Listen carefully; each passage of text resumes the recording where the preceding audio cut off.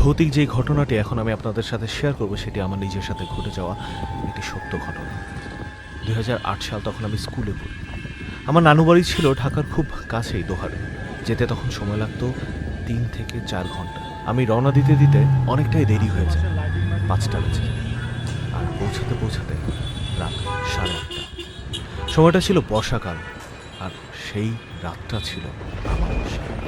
আমি শিমুলিয়া বাজার থেকে রিক্সা নিয়ে নেই আমার নানু বাড়ির জন্য। রিক্সা চলতে থাকে। পাকা রাস্তা থেকে মাটির রাস্তায় নামার পর রিক্সাওয়ালা বলল, মামা আমি আর যাবো না। তখন আমি ছোট, কিন্তু মন ভরা সাহস নিয়ে ভাবলাম যে হ্যাঁ, একটু রাস্তাই তো, হেঁটে চলে যাবে।